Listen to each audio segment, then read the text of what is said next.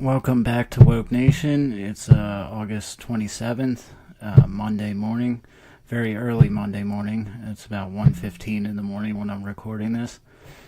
And today we dive into, well, the future's here. It's here and it's here. It comes up very quickly. And we're here to talk about today what researchers and scientists and those involved in technology say will be a very firm and enormous part of our culture within 10 years, and that's sex robots. Apparently they're now manufacturing lifelike robots just to be sexual companions. There's a developer that already made one that he claims, according to the articles and the interviews he's had, to save his marriage. Now, the funny thing about it all is he claimed he first came up with the idea of having this sex robot because I guess he was just too randy for his wife, and there were several apparently continuous times in their relationship where he just wanted to, go straight back to the bedroom, and she wasn't either having it or she just wasn't interested in what he wanted to do back there. That's really none of our business. That's their marriage, but apparently this was a major, problem in their relationship, and so this guy went and developed a lifelike robot that could do all the things that she didn't want to do, and at the drop of a hat, obviously. And now there's a whole bunch of articles online now detailing all this. The first one here that I ran across was on, of course, the British Daily Mail. It says sex robots could, quote, change humanity forever. And then expert warns the rise of realistic dolls may, quote, take meaning out of our lives by making sex, again, quote, too easy. And this was written by Maggie O'Neill, and it was published on April the 9th of this year. And I'll just read some of it. It says, a computer scientist featured in a new documentary is claiming that sex robots could forever change humanity by making sex too accessible, which is, come on, that's not a shock. The documentary is called Sex Robots and Us, and in it, Noelle Sharkey warns of the damage these robots, which are growing in popularity, can do to our society. In the film, Sharkey cautions that the machines could make sex, quote, too easy, and, quote, change humanity completely. And then they have a picture right underneath that of this freakishly lifelike looking doll's face. And apparently these dolls could speak too, and they'll respond and have some sort of conversation along with you. I saw a video on YouTube of this guy asking it was a male doll. I don't know if it was a sex doll or just a regular robot, or I don't know if it was a sex robot or just a regular one, but he asked it to tell him a joke, and it goes on and tells him like two or three different, they're generic, really corny jokes. And it was funny because it was actually more funny to see how forced his reaction was. This guy's like laughing uproariously to something that wasn't funny at all. It was like, why'd the chicken cross the road or something like that. But the point is, they're developing them to the point now where they eventually, in 10 years, it's not inconceivable that these things will be able to have conversations and fulfill a lot of the companionship areas that a normal person would, beyond just the intimate. And that's kind of, I don't know, what do you think about it?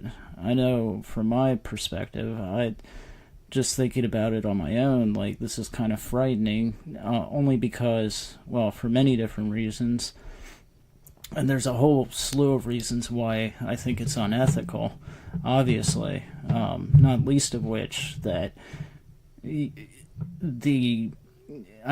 human beings are by nature jealous creatures. Now, just a basic observation, if and just looking at the pictures too of the doll that this guy developed, here he has a wife who's pretty much a plain Jane, She's no model by any standard. She's just a plain Jane. And his complaint with her is that she won't have sex with him at the drop of a hat, basically, whenever he wants, and she won't do the things that he wants. So he goes and develops a robot that's basically like a super. It looks like Kendall Jenner or something, like one of the Kardashians. It's a supermodel looking thing. Stick thin, big boobs, big butt, all the stuff you typically associate with what our society today thinks is attractive. Big pouty lips and blush and blue eyes, blonde hair. I mean, this is I see it as a way to really destroy marriage rather than uphold it. I mean, or help solve any real issues. Yeah, I mean, it's certainly not going to solve any intimacy problems. Instead of working through them, you're just going to run off with your doll. So I don't really see how that could possibly do it. Maybe somebody else can fill me in on that. Maybe somebody's tried this. I don't know. If you have, I don't really want to know about it. But if it saved your marriage, let me know how. I'm pretty skeptical about that. Just the jealousy factor would just be overwhelming, I think, for so many people. They would look at these dolls and be like, oh, well, that's really what you want. You're not really attracted to me. If you want to be with that, just, go find somebody else. That's what it's going to come down to for so many people. And he actually touches on that later in one of the interviews I saw. In one of these articles, will definitely have the guy's name. Let me see here. But anyway, later on in his interview, he said he developed this robot, blah, blah, blah. And his wife was saying, I have no problem with this. I'm not threatened by it. I'm not jealous. And she said that, of course, no big shock, she's thinking of developing her own, a male version, which, of course she's going to. Women are subtle, Men are obvious and obtuse and blunt, and women are subtle. So on the surface, she's saying, oh, this is all a great thing. I don't really care. I'm not offended by it. I'm not hurt. But then she's going and developing a male robot. So probably a not so subtle, subtle but not so subtle way of saying, this is really bothering me. I'm just not going to admit it to your face. And he... at the end of the interview, he fully admits, he's like, well, I don't really have a problem per se with her developing a male robot, but then if she goes and starts enjoying sexual activity with this robot and admits that she enjoys it, that could be a real problem for me, because then she might enjoy the robot more than me, and that could lead to our divorce, And this is something I've seen with a lot of guys. That's always bothered me, with friends and other people. Like, I used to have friends that they'd be dating somebody and they would cheat on them, or be flirting around or this or that, just doing stuff that you shouldn't do with an opposite, member of the opposite sex while they're in a relationship. And they would do this in front of me, or and I'd be thinking, well, this isn't right. It's none of my business, but it's not right. But then a week later, they would find out just the mere threat or the possibility that their girlfriend is doing this would send them into just like a paranoid fit of rage, And I've seen this so many times where it's like it's okay or something. Like, guys have this stupid mental block in their head where they can't rationalize, like, do unto others how they treat others as you would wish to be treated, and they so many people I knew would just kind of well, that's how guys are, well, no, it's not how we're supposed to be at all. But they would do that, they would go out there and cheat or flirt or anything, but then the very minute, like there's even a threat or maybe a text from somebody they don't like in their girlfriend's phone or their wife's phone, then it's World War III, they go through the roof, this explosion of jealousy and rage and just irrational, like, what's going on behind my back, and there's no, like, like, it's like a mental block. Like, they don't realize, like, well, I've been doing this to her all along, so what right do you really have to be upset, And I would tell that to them, and they would just kind of look at me, blink a couple times, and then go right on with their fit of paranoia. I just never understood it. Maybe that's part of what people talk about today with toxic masculinity, something I don't really believe in. I think that both sexes have things about them that they can always work on and always improve upon, and that's one area with men in today's culture. But a lot of that obviously stems from, and a lot of what's going on, including with these sex robots, it all stems from, the sexual revolution, this idea that whatever your sexual proclivity, I can never say that word. If you've been listening to this podcast, you'll know that there's words that I just stumble across. I can say them in my head, I can read them, I know what they mean, and I can say them very slowly, like I'm just learning the alphabet, but that's one of them that I just can't say. So I'm going to skip over it. You know the word I'm talking about. But, ever since the 60s, when they first started this whole concept of, no matter what your sexual interest is, that's just been born within you, that expands, and, it eventually replaces morality in a whole, And we do come from a culture that celebrates the idea of a man, a manly man, a man who drinks and kind of like Mad Men, like a Donald Draper. That's the kind of concept that our character that our culture holds up as something to be aspired to be desired by women, to be cool, to always have the catchy, the witty remark, always have a witty response for everything, a drink in your hand and a suit, perfectly combed hair, a cigarette, and women love you. And it was like this right, among men that, well, that's what we do, we're men, of course if I see an attractive woman, I'm a man, I'm gonna, and that's because we've drifted so far away from morality and traditional morality. People are so afraid of this word traditional now, but it's really what founded our country, and what kept our society together for so long was all this traditional morality, traditional Judeo-Christian values. Without them, we're starting to see the consequences of that. You have to follow things to their logical conclusion. And if you tell people in society that no matter what your sexual urges or desires are, then that's just what you're born with, and it's not your fault, and you should embrace it, you should love it because that's who you are. Well, you run into some really dark areas with that. We've convinced ourselves, not all of us, I disagree with a lot of it very much. I think it's a sin and it's wrong, a lot of this stuff going on. But by and large, as a culture, we've convinced ourselves that homosexuality is normal and okay. All right, so now you move past that. That becomes normal, and people accept it. Okay. Well, you move past that, and you have to keep following these things. What's next? What's after that? Because people are going to start coming out of the woodwork now that have, at one point gays were looked at as perverts and everything. And now they're accepted, so that's okay, all right. But it's not going to take, well, who's next? Who comes after that? What's further down the line? And we've accepted so many things now as normal that the only things that we're left with are the truly dark,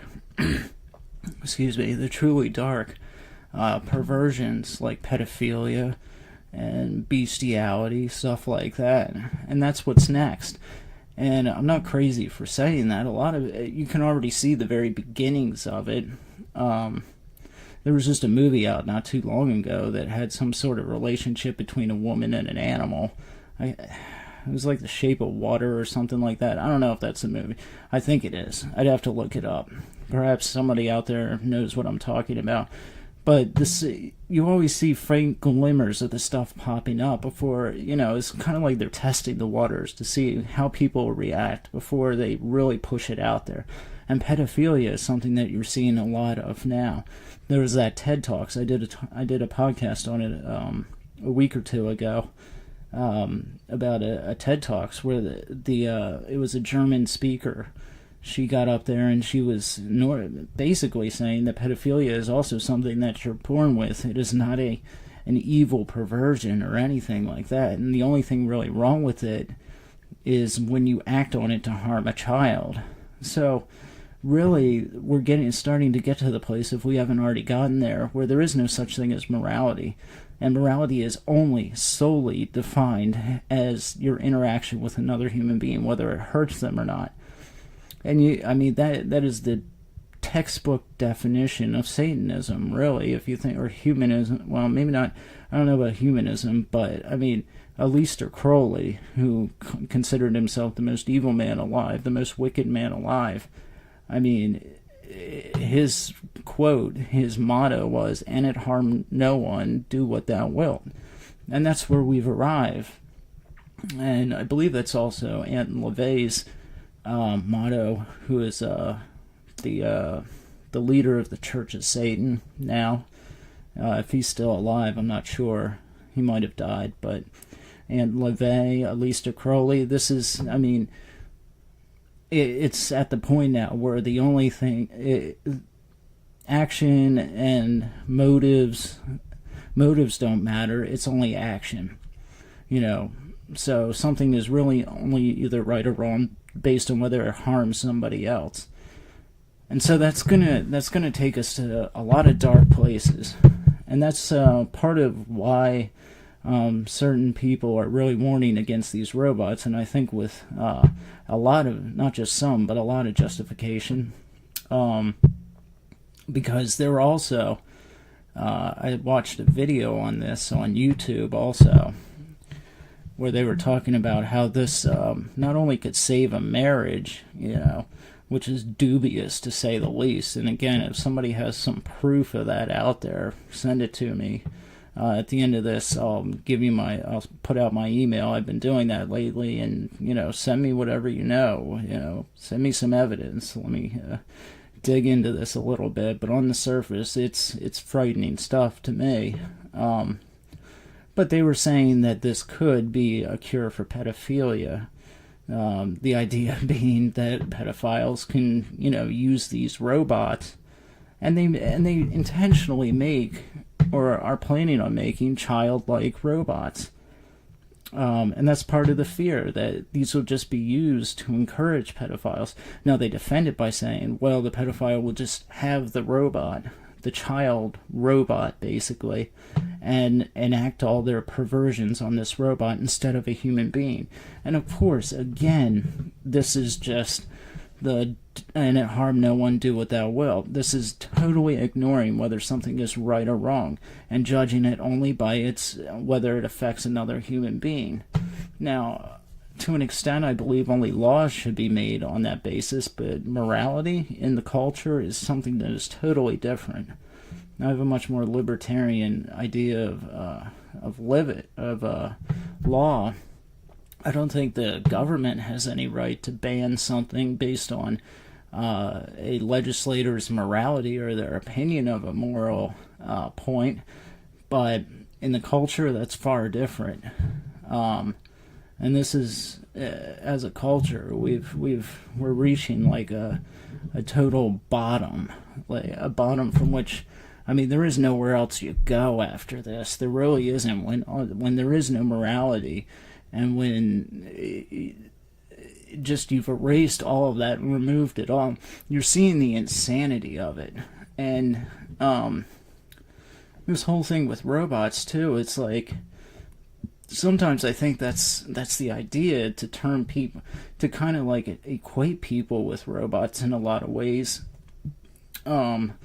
with how they're trying to erase gender, the importance of it, the distinctions between a man and a woman. What makes a human being human has already been attacked just by evolution alone, and that happened so long ago. And you see like how now people not taking things to their logical conclusion, how we're getting to so far down the road now. Evolution says that all we are is an evolved animal. We weren't created by God. And so if you take the creation of God out of it, then all of a sudden life's purpose is completely revamped. No longer are we subject to a being that created us. No longer do we owe worship to a being that created us. And no longer do we fear a being who created us as judge or Lord, who might punish or reward behavior.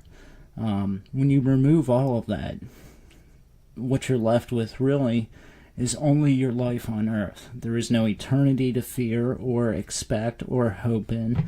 And so your interactions with people are the only thing that really matters. Your happiness, your well-being here. Are you the person that you think you are? Like, are you expressing that to its fullest? Because that's the only thing that matters. Being recognized and cheered on by people around you.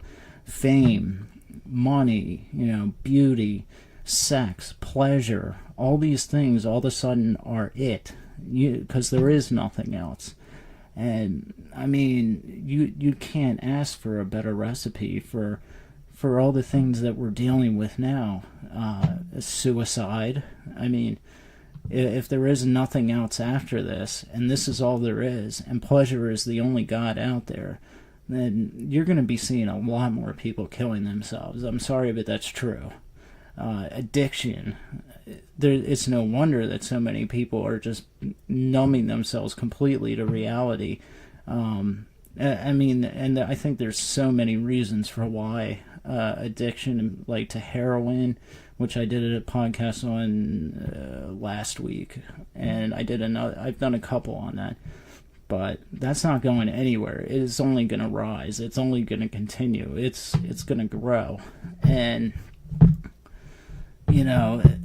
and it's just these things are all progressive, and nobody ever really thinks them through to the end point. And the end point is eventually just the total collapse and anarchic chaos and chaotic destruction and a loss of our country, basically. I mean, Rome is a perfect example of where we're headed, and we're not far off from that.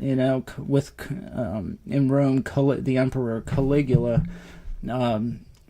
nominating and putting his horse as in the Senate as a senator, burning Christians at the stakes, the gladiator arenas, and all that, the total loss of respect for human life. It's well documented that the family completely fell apart at the end. It was Roman society that fell apart. Rome killed itself, is what it comes down to. They basically died from too much pleasure. That's eventually what killed them, was just outright debauchery, and perversion, and just the pursuit of pleasure. And once they started pulling out the restraints in society, and the family fell apart, it wasn't long before the barbarians came in, and there was nothing there to stand against them. And that's kind of where it's getting to now. I don't know, if it can be turned around. I'm hoping so. But, the sex robot thing, is these sex dolls and everything. It's just, how many people are going to really want to be in a relationship? How many people are going to want to procreate when you have a lifelike doll that will say yes to your every whim, and to your every desire, and to your beck and call? You got to think too that it's going to trivialize actual human life too. How many future rapists are we gonna rear here? You know, how many kids in the future, once these dolls are more popular and more commonplace, how many young men are going to get used to something that looks like Kylie, one of the Kardashians, saying yes all the time, and then they run into an actual person who says no, and they've never been said no to before, and eventually, you know, these things. You got to think that they're going to eventually get to the point where they're so lifelike that a doll could potentially carry on a conversation with you or I, just as a normal person would. You got to think that it's going to get to that point. It has to. I mean, technology is advancing at such a rapid rate. I would be shocked if within 10 years there were not robots talking and having conversations with us just as a normal person would. And that's gonna be one more thing that just blurs the distinction between humanity and a machine or an animal, just completely blurring it. That's a frightening prospect, because then how far off can you be from robots potentially having the authority and the ability to take human life? And that opens up a whole other can of worms. But I don't think we're that far away from it. I really don't, you know. And it's just the logical extension of philosophies that cheapen life, and cheapen the meaning of what life is here on Earth. And like I said, if you remove eternity, then what is there to fear? You know. If there isn't a God on the other end of this life to fear when you commit evil acts, then what really is there to stop you? Especially powerful people, you know, people with trillions of dollars, billions and trillions at their disposal. These people, you know, in these immensely rich corporations and families, you know, what really stops them from doing whatever it is they want? And then to also not only to have that power, but to have a life philosophy that is humanistic and based off of evolution, and you know, that human life really isn't valuable and it's cheap, and we're all just a big cosmic Big Bang, an accident, a happens of chance.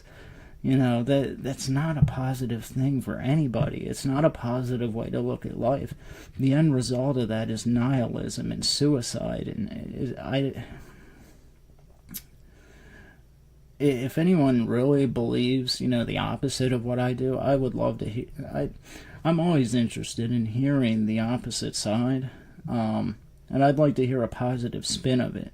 Not that I'm going to believe it, you know. But I want to hear how somebody would spin that, you know, to be in a positive way. The logical extension of these ideas I'm talking about. You know, how can you spin this to where these are good things? You know, with a much more optimistic view of where we could be with these things in the future. In this article, and again, this is on the Daily Mail. Let's see. There's another article on the same thing on Global News, and it says, UBC professor, the sex robots are coming to save your marriage. No, really. And it says, with the rapid evolution of technology, it seems every day something new is stepping from the pages of science fiction into everyday life, and it's going to continue to very fast. Sex robots could very well be making that leap soon. While the idea of physical intimacy with a machine will no doubt be uncomfortable to some and repellent to others, ding ding, there are those who argue the introduction of sex robots into our lives could be an agent for positive change. And those are the people I want to hear from, because I think common sense just kind of runs contrary to all this. Among those proponents is Marina Odshade, a professor at the University of British Columbia's Vancouver School of Economics, who argues bringing robots into the bedroom could be the best thing that ever happened to your marriage. Besides marriage itself? Okay, let's see here. And he goes on. Adshade has penned a chapter in his new book, Robot Sex: Social and Ethical Implications. We're at that point now where there's social and ethical implications to having sex with robots. Who would have thought 20 years ago? I sure as heck wouldn't. And he goes on, and it says, introducing sex robots into a marriage wouldn't necessarily be about replacing a spouse. Rather than substituting for human companionship, she argues they could work to complement it. That's a pretty naive view of why men choose to marry, she told Global News. Men out there are not marrying simply because it gives them easy access to sex. And that she's making a direct response to people, professors of technology and such, who have argued, like I kind of fear myself, that these robots will make sex it will give people too easy access to sex, to sex being always a yes thing, so that the fear being, of course, when they run into a human being that says no, they won't take no for an answer, and this could really raise the rates of rape in the country. And she goes on, right now men have access to sex outside of marriage. People get married for other reasons, for human companionship, the opportunity to have a family, share your life with another person. Adshade argues that just because we enjoy the company of robots doesn't exclude enjoying the company of others, of humans, and could actually enhance our relationships with partners.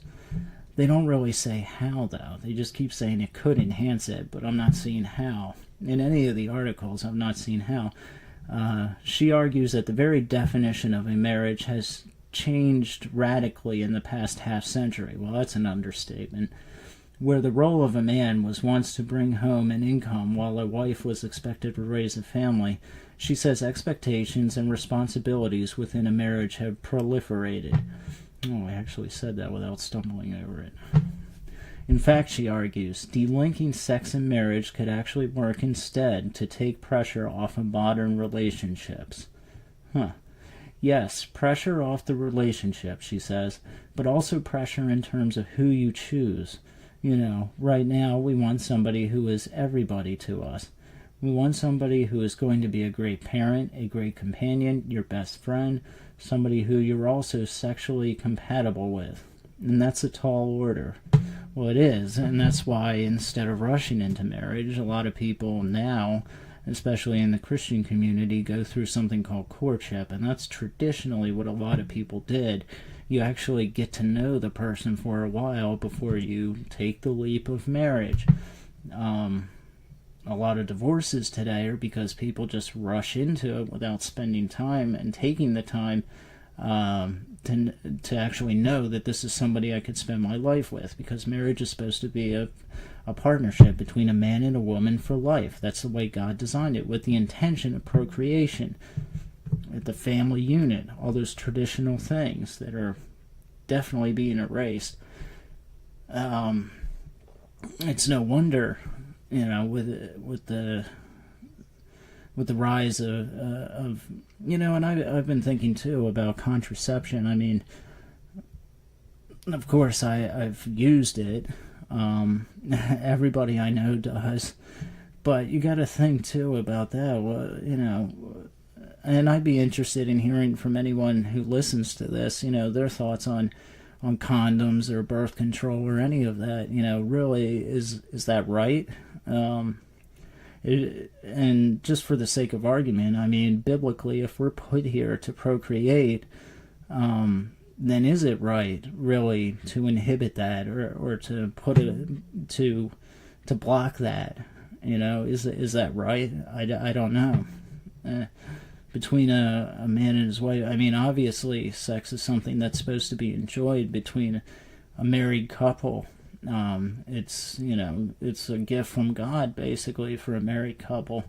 But it's usually spoken about with the intention to procreate.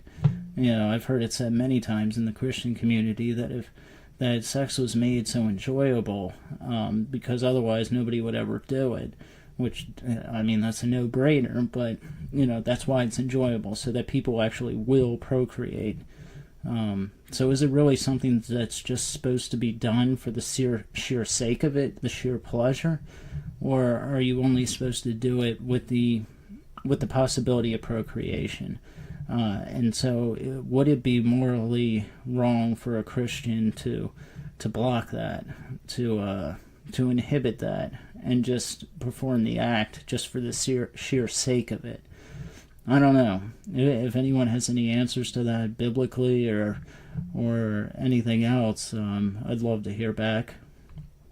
But it's definitely something that it's kind of been banging around in my head a little bit. I haven't changed anything about as far as my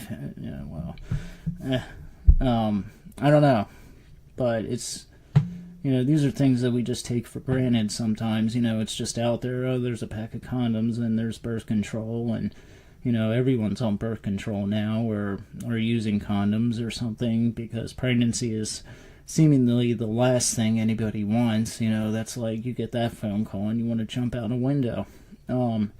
But really, that's the whole point of why we're here, And that's the other thing about these sex robots too. Like, it really reduces the desire for procreating. I mean, you would think so. Then and if you are going to procreate, then you start looking at your wife as, well, when I want to have kids, that's when she comes into the picture. But when I do all the things that I really want to do, all those dirty little things that I watch in the porno videos, then I go off with my sex robot. I mean, the whole thing about it is just, I see it as just a way to tear a marriage apart and totally take away from anybody a desire to procreate. I mean, this doesn't encourage that at all. It detracts from it immensely.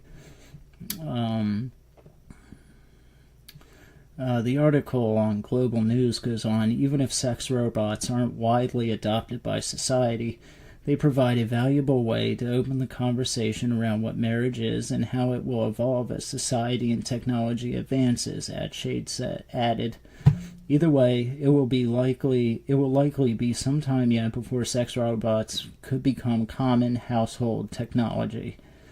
While some are advanced enough to perform multiple sex acts and respond to verbal and physical stimulus. Wow. I wonder how in-depth they go with that. And I wonder if they go in-depth with abuse, too. On a previous article that I read, I think it was yesterday, because I've been reading about this for a little while now. It's kind of fascinating.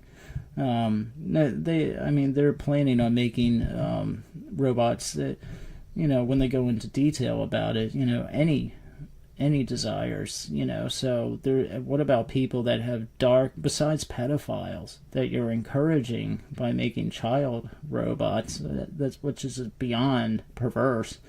What about people that have dark fantasies about strangling women or hitting them or something? Could you not potentially make a robot that responds positively to that? And what kind of message does that send to you at all about these feelings? Well, that's just who I am. I just like to beat women while I have sex. Come on, give me a freaking break. Have we really hit that bottom? Have we really sunk that far? And it goes on. She goes on and says, people keep saying this is 5 years away. This is 6 years away. I don't think it's actually that close, because robot technology is taking an incredibly long time to develop, which I don't think is true at all. I just think it's taken quite a long time for it actually to hit the mass market, but I fully believe they've developed robots that can do all the things that we've talked about here. For example, she says, the real dolls that everybody sees that are called robots, there's nothing about them that makes them a robot. They don't even have heaters in them, and they're not even body temperature. That's how far away we are. Well, yeah, okay. And then it ends with, Adshade will be reading from her chapter in the book at the UBC bookstore on Wednesday. And I'm sure there was just a room full of people on pins and needles wanting to hear more about these robots.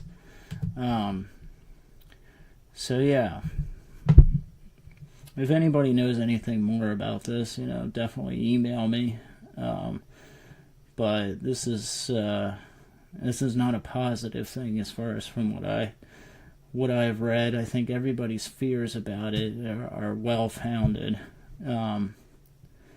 and you just got to think that as I was talking about the logical progression of things, if things progress as they have been for years and years and years, and they keep progressing in our society, and years down the line when these robots, if what she says is correct, and it takes 10, 15, 20 years before these things are readily available to your average customer, then, in 20 years, really, where will we be as far as our morals and our values are, so that when these things hit, it's just, just thinking about how in the future when these two things collide, our plummeting values and the robots, when they actually get here, it's bad enough where we're at now, and they're just starting to introduce this, but if they're going to wait 20 years, how bad will we be then, and what will be accepted then?